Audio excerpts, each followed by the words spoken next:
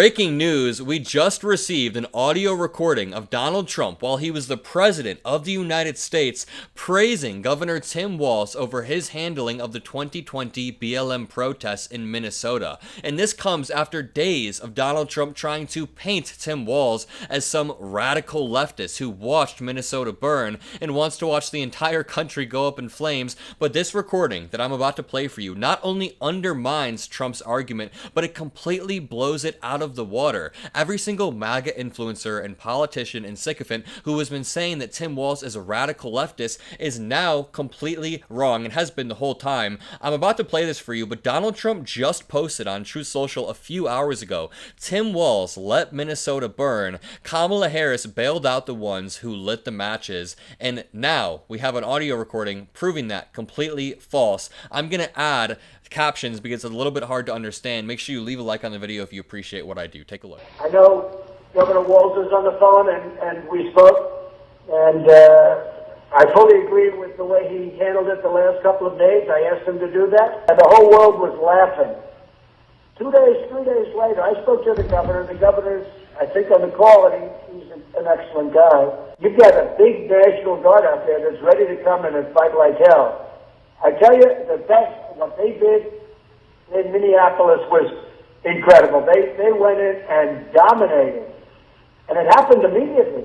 Tim is on the phone now, Tim Walz. Again, I was very happy with the last couple of days, Tim. You called up big numbers, and the big numbers knocked them out so fast it was like bowling pins. Our city is grieving and in pain. And I would just say, as far as the potential, the peaceful protesters who are expressing an outrage that is real. They witnessed 8 minutes of a man dying in front of them. Well, at that point in time, I did something unprecedented. I mobilized the entire Minnesota National Guard, and that's what the president was alluding to with the size of the force was capable. But I think, again, Mr. President, you asked on explaining this. I would just say it's going to be very difficult. There are bad actors in this, but there is such a legitimate anger. Our real dilemma here is the transition back is to the catalyst that sparked this across the country, and that was what happened with the Minneapolis Police Department. So what we did is a lot of this, what you saw yesterday, was engaging civic leaders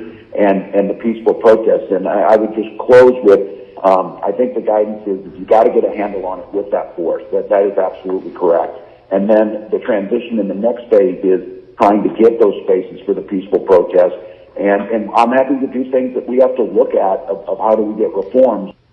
But, Tim, it showed the incredible difference between your great state yesterday and the day before compared to the first few days, which was just... Absolutely. Absolutely.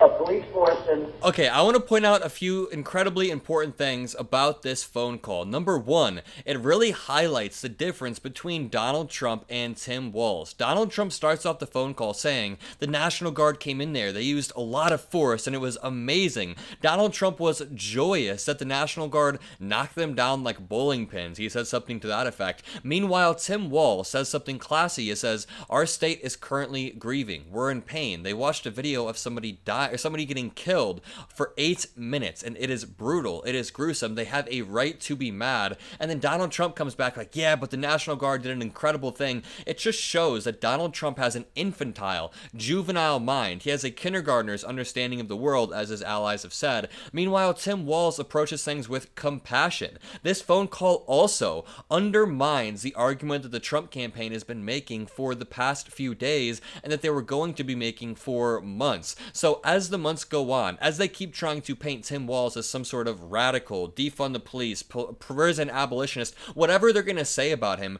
just know that we have this recording of Donald Trump praising him, and we can always flip this back at them and in a very, very effective manner. Donald Trump also posted 5 hours ago, Walz is a disgrace to our country, but Kamala is far worse. And in Newsweek, it says, to veterans like me, Tim Walz's abandonment of his unit is unforgivable. Look who's posting this, Mr. Bones Spurs himself, and Donald Trump is going to continue trying to paint Tim Walz as some sort of radical disgrace to our country, but we just need to keep showing those clips of Tim Walz saying all he wants are kids to have full tummies every single day. He wants women to have health care. He wants children to be happy and be able to learn, have an effective school day. Meanwhile, JD Vance is over here holding events and boasting about how much Donald Trump likes to make fun of people. Watch this clip. And so, look, I think my message to the American people is very simple on this, that President Trump in particular has the best sense of humor of anybody I've ever seen in American politics.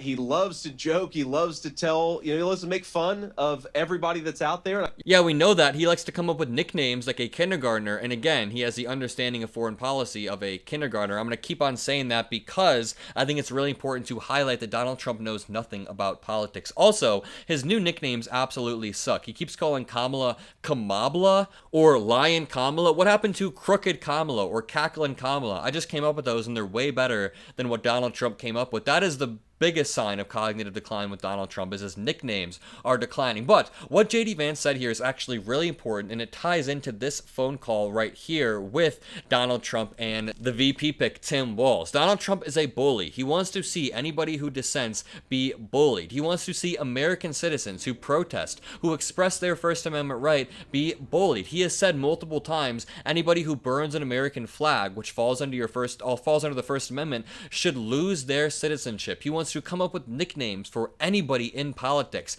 He retweets stuff about Kamala's birth certificate only a decade after mainstreaming a conspiracy theory that Obama wasn't born in America. So voting for these two is a return to normalcy in every single way. I want to play this clip of Tim Walz just an hour ago speaking in Wisconsin. Watch. One of the best parts of this job is going to be, I can't wait till the debate. So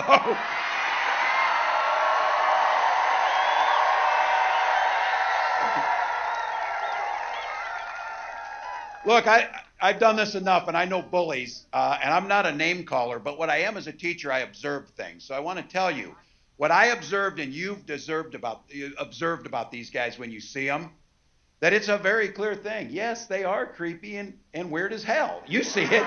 You see it.